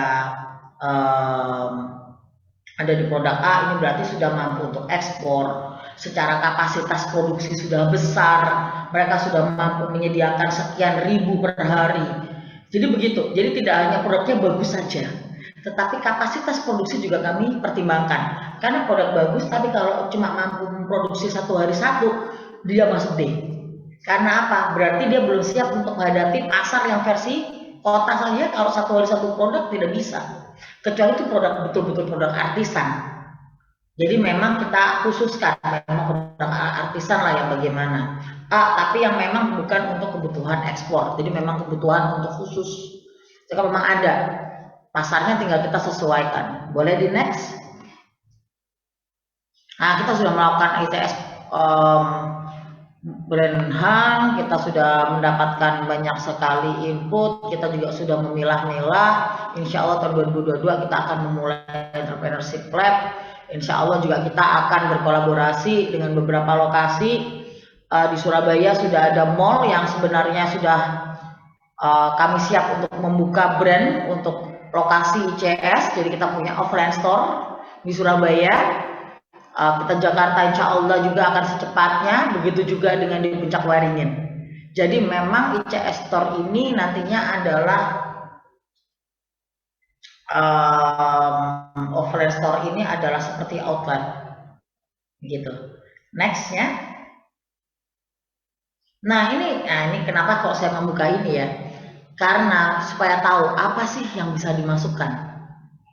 Jadi kita ada perusahaan, nama lengkap, bahkan ada Instagram, nama pemilik usaha, tipe pasarnya apa, mau B2B atau B2C atau keduanya. Jadi ini kita berusaha sedetail mungkin. Kalau kita ingin mengupgrade, kalau kita ingin memaksimalkan produk-produk kreatif, berarti kita harus masuk, berarti kita harus detail juga nih. Bagaimana kita bisa sanggup untuk menasional jika kemudian badan hukum aja kita masih serampangan. Label hal apa itu sertifikasi hal aja masih kita nggak mau ngurus. Nah seperti itu. Next, komponen penilaian kurasi. Nah bilang ada produk, ada pasar, ada dokumen. Kurasi ini menjadi senjata utama dari ICS karena di sini kita bisa tahu produk ini harus di-maintain dan seperti apa. Karena kalau yang saya rasakan pemerintah daerah ini melakukan, yaudah pelatihan mah pelatihan aja disamakan. entah itu produknya B atau D, materinya sama. Kalau teman-teman yang sudah siap untuk menasional, udah nggak butuh ngomongin kapasitas, dia maunya link pemasaran aja. Branding dia udah hafal, branding dia udah paham, dia udah punya tim branding, kenapa harus berbicara tentang digital lagi? Orang saya sudah melakukan itu, kan seperti itu. Boleh di next? Nah, skornya akan menilai produk umum, unik. Nah, ini ada skor penilaian produk, next. Ini boleh di next. Skor pasar, kita lihat nilai pasarnya juga, kita lihat omsetnya juga, kita lihat kapasitasnya juga, boleh di next. Nanti kenapa kok saya menunjukkan, boleh next lagi. Nanti kenapa kok saya menunjukkan ini. Nah, karena ini. Kalau nilainya 3-9 berarti butuhnya menjual lebih banyak barang, ngomongin penetrasi pasar. Jadi kita berbicara promosi, diskon. Jadi fokusnya menjual lebih banyak. Bagaimana kita ngomongin pengembangan pasar. Kita berbicara revenue stream. Berarti dia harus masuk ke kelas ajar dulu. Pengembangan produk berarti harus menjual lebih banyak barang berbeda pasar yang sama, variasi produk baru, masuk ke kelas ajar. Nah, ketika sudah masuk ke nilai yang tinggi, kita berbicara pengembangan pasar, ya kan sudah masuk, udah mau gitu, baru kita berbicara ekspor, baru kita berbicara toko offline, baru kita berbicara ketika teman-teman yang memiliki nilai tinggi, ketika berbicara retail mereka aman. Ketika kita meminta, anggap saja masuk ke toko-toko kelontong seperti yang cukup besar ya, anggap saja apa seperti Indomaret atau Alfamart atau jaringan yang lainnya, itu mereka sudah mampu. Kenapa? Karena kapasitas produksi mereka sudah paham, kapasitas produksi mereka paham, terus juga mereka branding juga mereka paham. Nah, di sini akhirnya kami ICS ini menjadi kolaborator dari banyak pihak, di mana kami saat ini berfokus untuk directory dan untuk peningkatan kualitas produk-produk kreatif. Seperti itu. Matur nuwun. Next, bolehlah. Terima kasih Mbak Vicky. Oke, terima kasih Bu Hafso. Iya tadi kedengaran oleh Bu Ira gitu ya. Ini kan bagian dari merayu begitu ya Bu, supaya bisa jadi tim kuratornya Sarinah begitu ya Bu. Sebetulnya udah nggak perlu dirayu Bu. Kita kurang lebih sejenis kok Bu. Karena tadi apa yang Ibu jelaskan itu juga dikerjakan oleh Sarinah juga. Malah saya memang tadi sebelum Ibu bilang siapa tahu mau dilihat Sarinah, saya malah mau duluan Bu, tolong di-share yang katalog A-nya gitu. Udah duluan Bu, udah kepikiran duluan sebelum dirayu sama Ibu kok. Ya udah ini ya Bu ya, udah siap ya. Sudah satu link soalnya. Udah gerak cepat ya Bu Ira. Iya, oke. Terima kasih Bu Hafso. Jadi ini menarik sekali, kita bisa melihat bahwa jenisnya agregator itu nggak cuma satu gitu ya, ada macam-macam. Ada Sarinah dengan agregator retailnya, ada Smesco dengan agregator pelaku dari mikro, tapi juga berperan sebagai research and development-nya untuk pelaku usaha, dan juga ICS sebagai backbone directory produk kreatif atau lebih dilihatnya sebagai kuratorial begitu ya. Dan itu menarik sekali, bisa juga diakses oleh banyak B2B mungkin ya, business to business begitu. Iya, kalau menurut aku inilah makanya saatnya momen yang sangat tepat untuk teman-teman semuanya ya, untuk benar-benar coba ambil kesempatan ini. Karena bukan hanya pemerintah, tapi banyak pihak yang benar-benar sungguh peduli gitu. Sungguh-sungguh benar-benar pengen banget ngelihat teman-teman berhasil, pengen banget ngelihat brand lokal itu menjadi tuan rumah, jadi juara di negaranya, sehingga semua saling dukung kan. Boleh dilihat dari segala macam institusi yang ada, semua bicara sama. Kita mau dukung, kita mau jadi agregatornya, kita mau bantu kurasi, kita mau bantu edukasi. Jadi sayang kalau dilewatin momennya. Iya, betul sekali Bu Ira. Ya, ini untuk teman-teman pelaku UMKM yang ingin terus didorong kapasitas dan kualitas produksinya, bergabung bersama dengan agregator menjadi salah satu solusi yang baik. Nah, Bu Ira, saya dari tadi udah monopoli ya Bu Ira, jadi harus saya kasih ke forum begitu. Harus. Iya, apakah ada pertanyaan mungkin dari teman-teman? Oh, langsung ada Ibu. Kepada panitia mungkin bisa menyerahkan mikrofon kepada Bapak dengan kemeja berwarna hijau ya. Iya, hijau betul.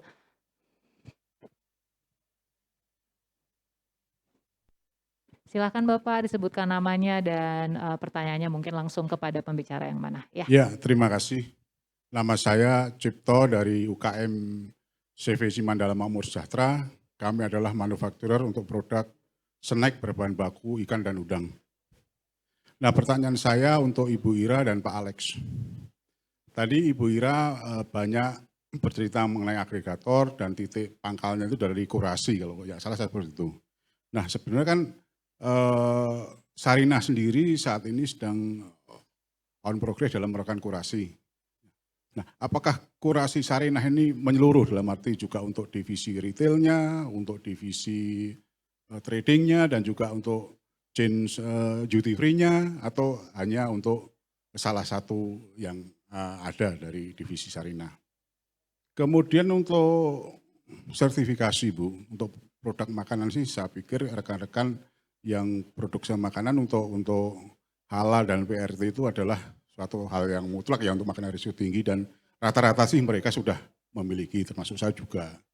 Nah sekarang kita kalau berbicara mengenai level market yang lebih tinggi, ekspor misalnya, kan kita harus berpikir mengenai BPOM atau mungkin HCCP.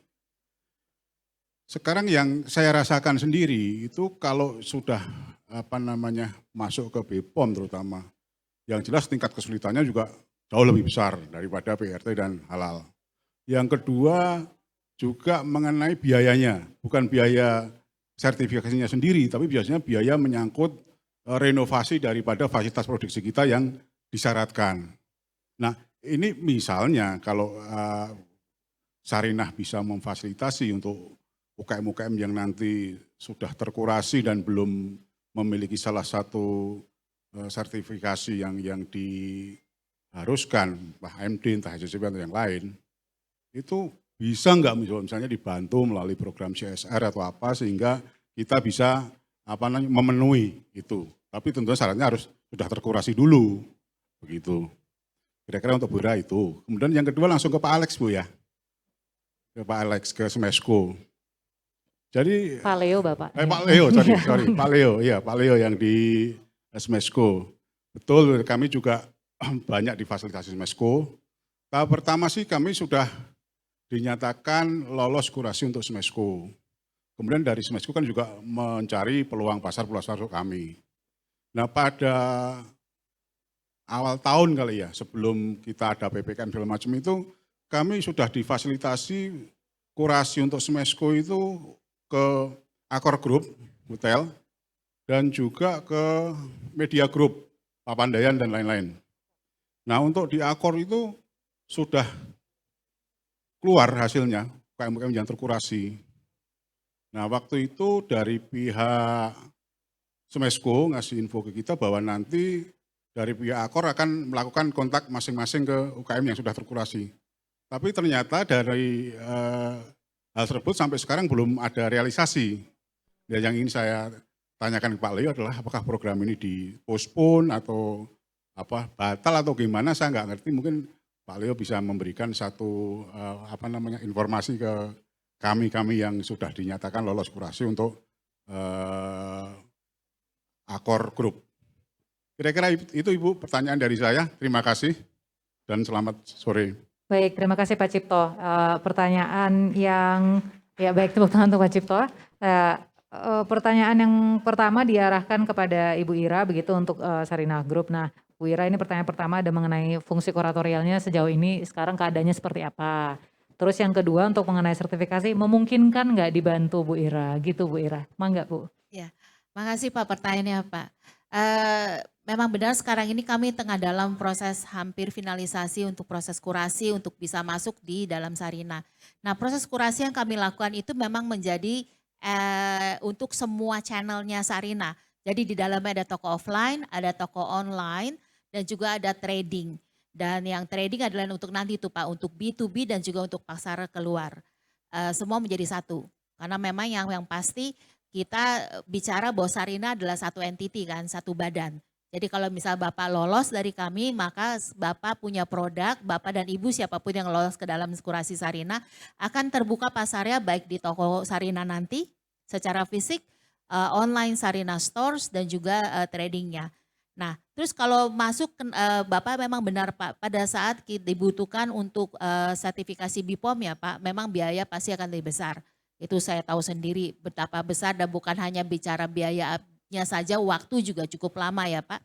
Karena ada tes, ada sertifikasi yang diminta, COA-nya lah segala macam untuk siap. Kenapa itu penting? Karena nanti pada saat Bapak sudah siap mau masuk ke pasar luar, itu pasti yang dicek ya kan, itu yang pasti ditanya. Dan ada beberapa negara, tidak banyak sih, cuma Cina yang akan lebih dokumentasinya akan lebih jauh lebih banyak lagi dibandingkan Indonesia. Kalau yang lain-lain tidak sebanyak dengan Indonesia. Jadi harusnya begitu sudah lolos BPOM kita, maka ngirim keluar itu tidak terlalu sesulit lagi. Kenapa penting supaya itu pada saat sudah ready, sudah siap, jangan baru gerabak-gerubuk bikin dokumennya kalau memang sudah mau masuk ke pasar sana. Terus kalau berbicara tentang pemodalan Pak, itu tadi sebabnya kenapa kita sebutkan bahwa Sarina juga akan membantu bukan memodalinya, tapi kita akan memperkenalkan dengan teman-teman seperti dari BRI nantinya. Jadi salah satu nanti sesi yang akan dilakukan di Sarina adalah memperkenalkan Bapak dan Ibu semua yang sudah lulus kurasi dengan teman-teman dari Himbara dengan BRI untuk langsung bicara one on one. Karena nanti pada saat Bapak dan Ibu siap pun masuk ke dalam pasar trading, mereka pun ada di situ Pak. Untuk bicara tentang fasilitasi untuk pembayarannya, financial payment-nya seperti apa itu mereka akan siap dan bantu. Jadi kami di Sarina juga sadar bahwa kalau ngegiring jangan cuma digiring di tengah kan Pak, dibimbingnya jangan cuma di tengah dan dilepas. Kami akan terus bimbing dan pegangan tangan sampai di ujung. Cuma kebetulan Pak Sarina bukan financial institution, jadi kami akan minta teman-teman yang lain untuk bantu. Tapi pasti kita fasilitasi dan kita pasti akan dukung bersama kok Pak. Itu kalau dari Sarina Pak ya. Semoga menjawab pertanyaan Bapak. Baik, terima kasih Bu Ira. Iya, tadi untuk fungsi sertifikasinya begitu harus lolos kuratorialnya juga. Setelah itu nanti akan digandeng terus sama-sama di... Iya, Sarina komitmen pokoknya. Baik. Jadi di Sarina kami punya komitmen adalah benar-benar bantu semuanya naik kelas. Baik. Jadi kalau belum sampai naik kelas belum kelar bagi PR-nya Sarina. Gitu ya Bu ya, iya harus naik kelas dulu ya. Harus semuanya karena itu beban moral bersama-sama sih gitu. Iya, baik-baik. Terima kasih Bu Ira. Iya, sama-sama. Semoga menjawab pertanyaannya Pak Cipto. Yang kedua pertanyaannya diarahkan untuk Pak Leo begitu Pak. Ini ada terjadi komunikasi terputus antara Akor dan hasil UMKM yang sudah lolos kuratorial. Mungkin Pak Leo jika masih bergabung dengan kita di Zoom bisa memberikan penjelasan begitu Pak Leo.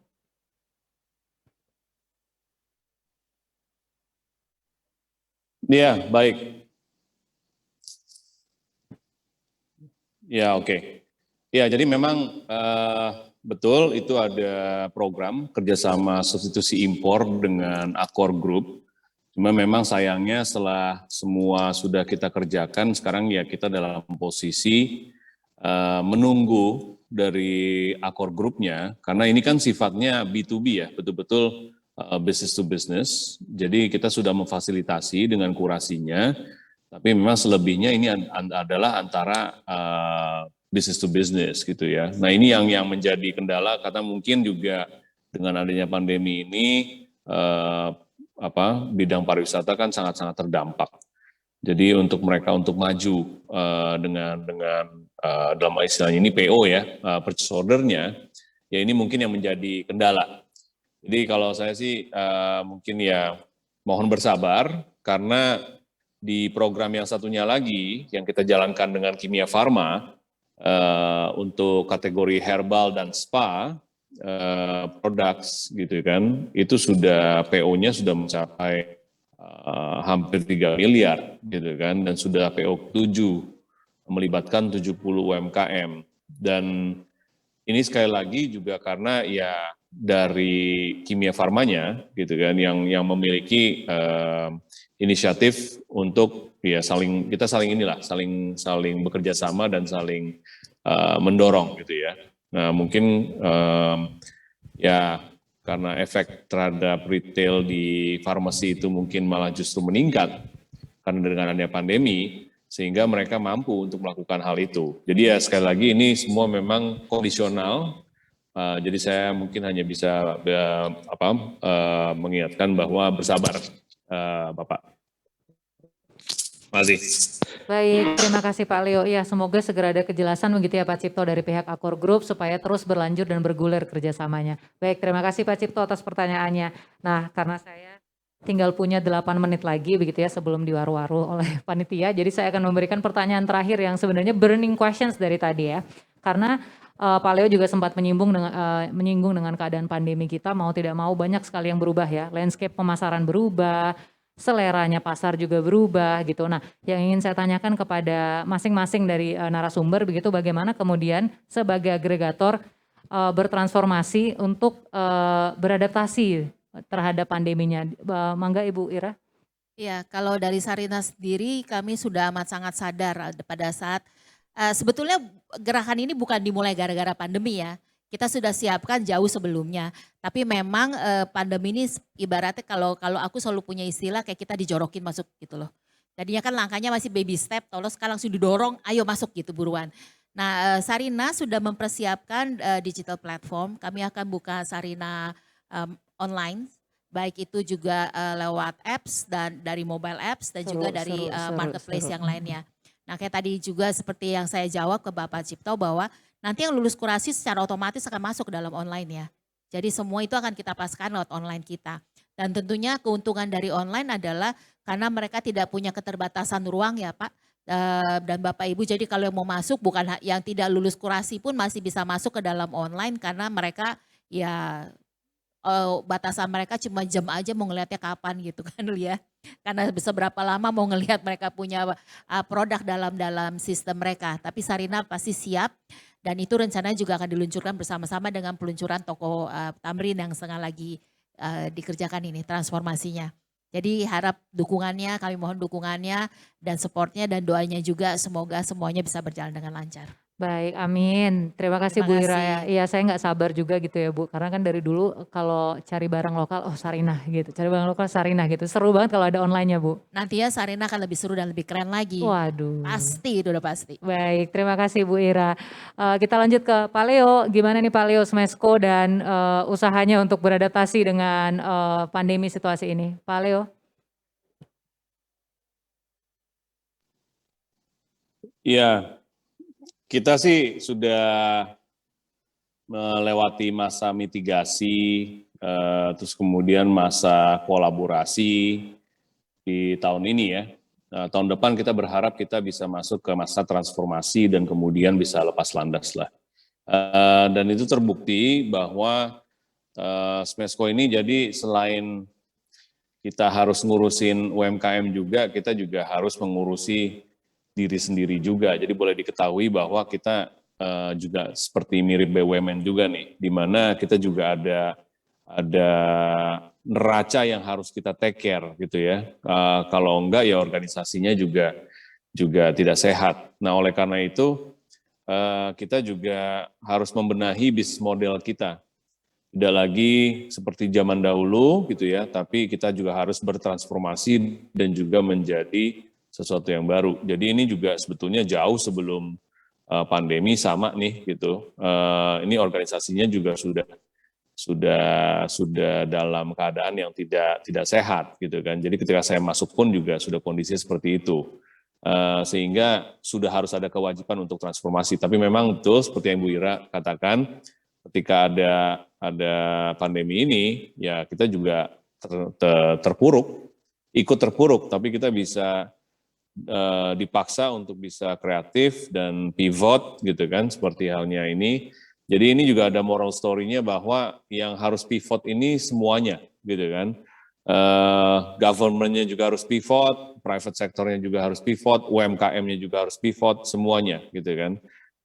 Dan mudah-mudahan dengan adanya musuh bersama pandemi ini ya kita pivot ke arah yang lebih baik.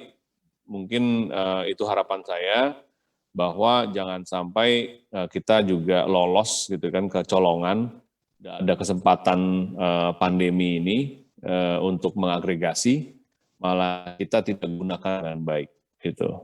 Jadi ayo kita berkolaborasi lebih banyak dan juga sama-sama mengagregasi, saling mengagregasi untuk kita yang mungkin juga butuh bantuan gitu ya, supaya kita bisa maju bersama. Itu aja mungkin dari saya. Masih. Baik, terima kasih Pak Leo. Ya, saya salah satu orang yang sangat menikmati hasil pivotnya Smesco gitu ya. Sekarang tuh Smesco luar biasa sekali dengan mengusung tema UKM masa depan ya, future food, future mobility, future fashion. Jadi melihat UKM itu sekarang udah bukan yang gitu-gitu lagi gitu ya. Sekarang juga menarik nih kalau ke Sarina ya udah bukan gitu-gitu lagi gitu, sudah berbeda. Baik, terima kasih Pak Leo. Terakhir untuk Bu Hafso, silakan Ibu bagaimana nih ICS dalam melihat pandemi ini?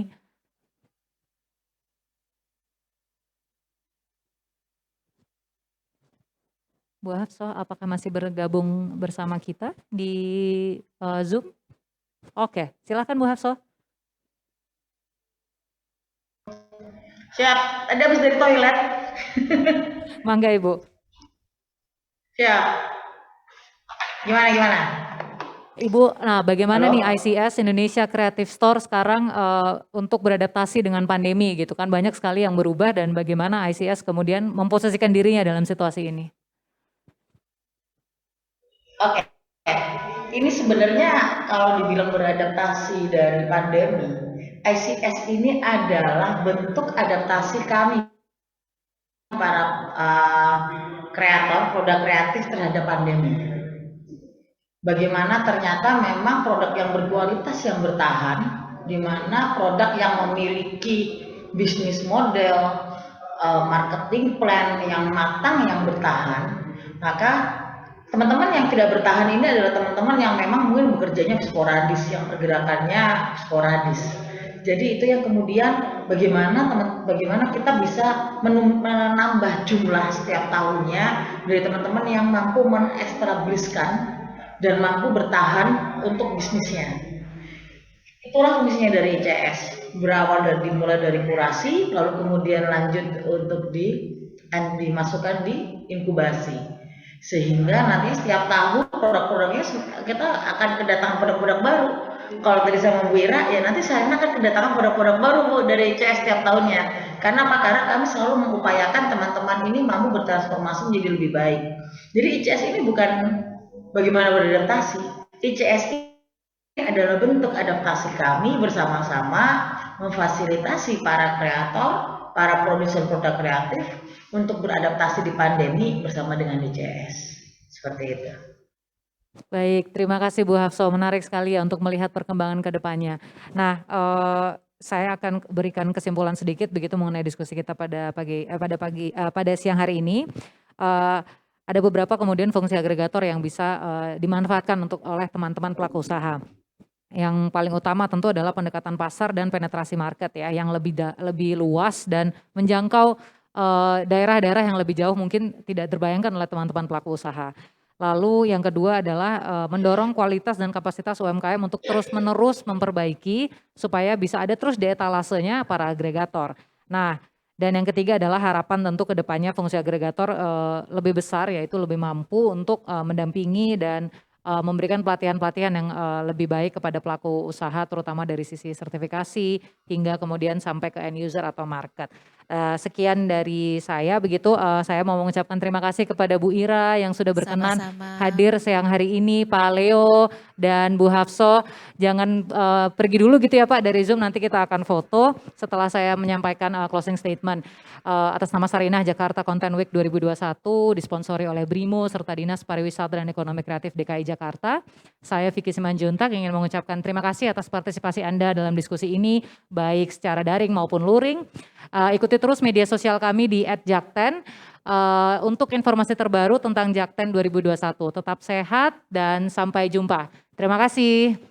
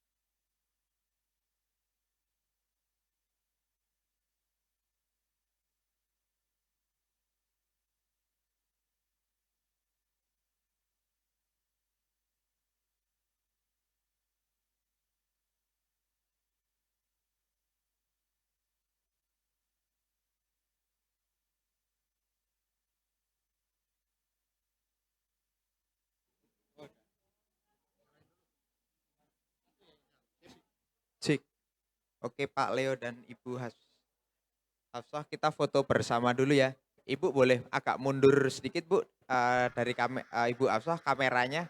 Oke. Jarak kamera dengan Ibu. Iya, oke. Oke, kita foto dulu ya. 1, 2, 3. Sekali lagi 1, 2. Oke. Terima kasih Pak Leo, Ibu Hafsah. Terima kasih. Terima kasih. Terima kasih. Selamat siang. Duluan ya. Iya Pak, terima kasih Pak. Sos. Terima kasih. Ya masih. Mari. Sampai ketemu. Yuk, sama-sama. Sukses.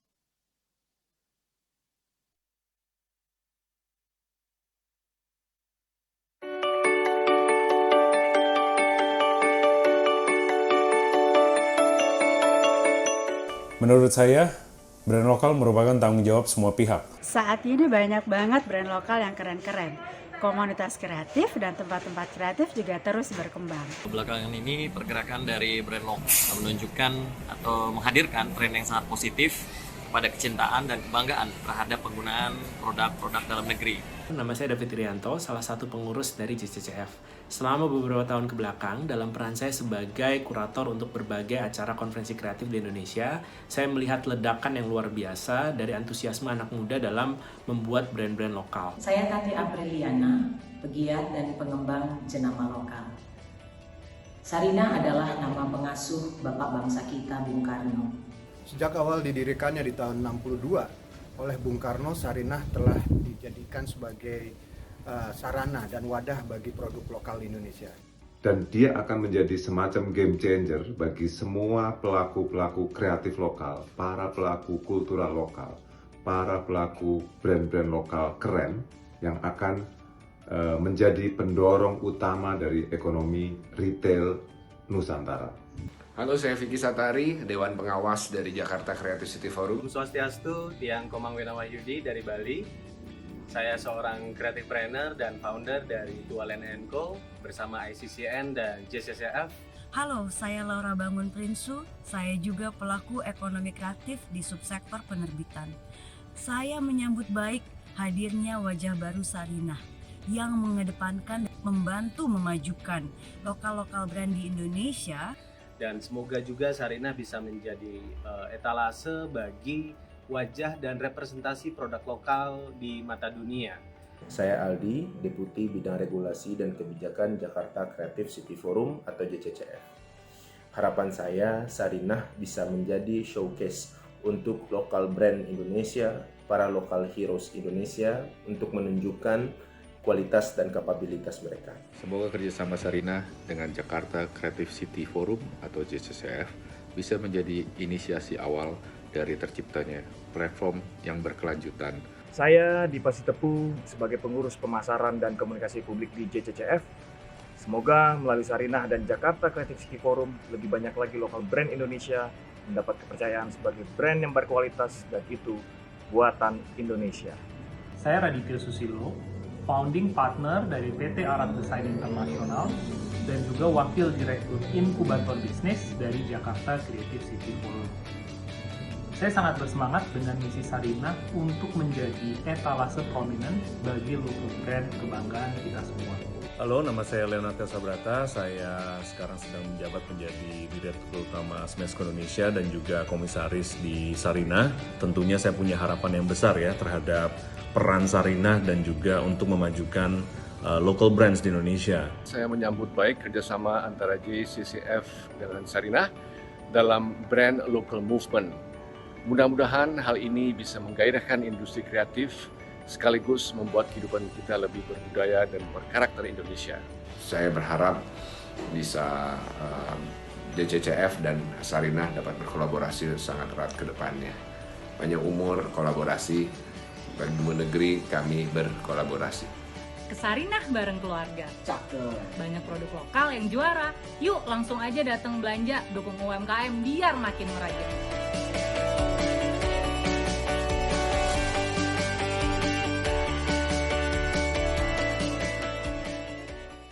Saat gagasan pendirian Sarinah dicetuskan pada tahun 1962, Bung Karno ingin banyak membuat mercusuar kebangkitan bangsa Indonesia. Sarinah adalah bentuk perwujudan dari kebangkitan ekonomi kerakyatan menuju modernisasi dan internasionalisme.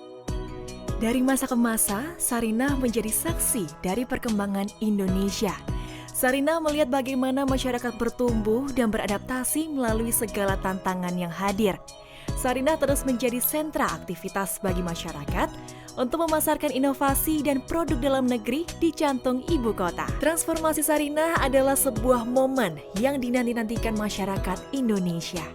Sebuah pusat perbelanjaan yang didesain untuk memberikan ruang bagi produk dalam negeri yang telah dikurasi. Pemugaran gedungnya tetap menjaga kelestarian aspek cagar budayanya, namun interior, fasilitas, dan pengalaman berbelanja akan disesuaikan dengan perilaku konsumen masa kini dan masa depan. Sarinah diharapkan menjadi destinasi wajib kunjung bagi wisatawan dalam dan luar negeri. Ruang rumah Sarinah terbagi menjadi 8 buah segmen lantai. Masing-masing ruang tersebut kami beri nama antara lain Pasar Nusantara, Pusaka, Untayan, Kreasi, Hayat, House of Sarinah, Cakrawala, dan Tanah Nusa. Melalui konsep community mall, Sarinah memberikan ruang publik yang memiliki elemen historical, urban linkages, urban forest, serta urban living. Kami ingin mengajak Anda untuk menjadi bagian dari semangat baru Sarinah. Semangat yang diwariskan oleh para pendiri bangsa untuk bisa menjadikan Indonesia menjadi salah satu sentral ekonomi dunia. Bersama, mari kita tunjukkan kekayaan karya Nusantara kepada dunia. Sarinah, Panggung Karya Indonesia.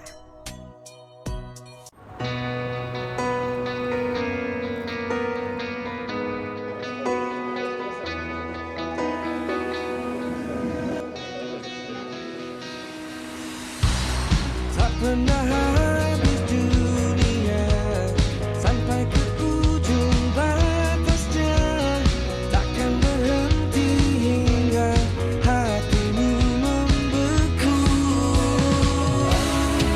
Kembali berputar arah, pulang padaku.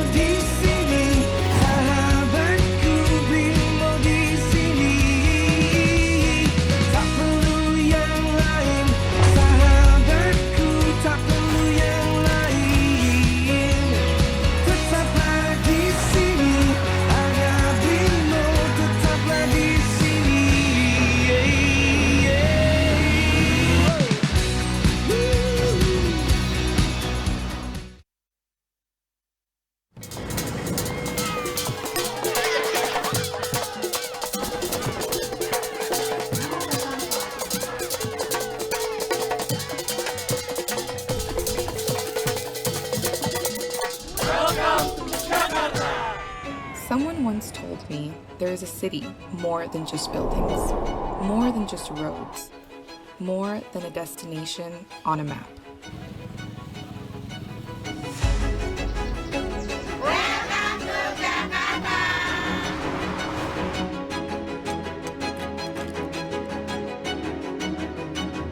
We look up at the stars dreaming, but what if what burns brightest is not what is up in the clouds, but what surrounds us?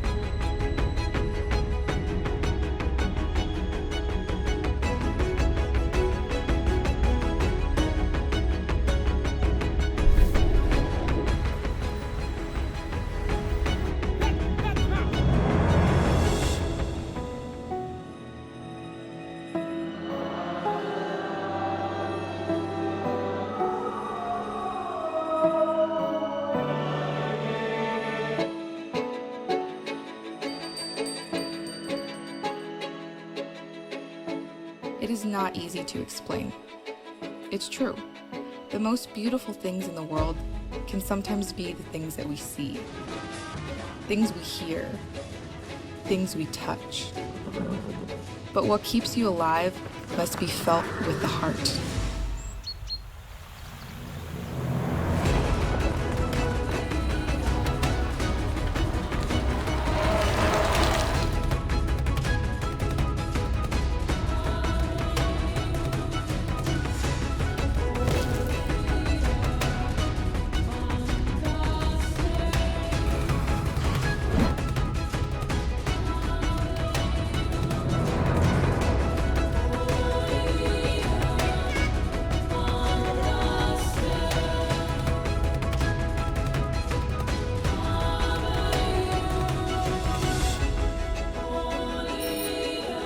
This is where I began my journey. Jakarta. My Jakarta. Vibrant Jakarta. I'd like to extend my warmest welcome to you, to the beautiful city we call home, the vibrant Jakarta.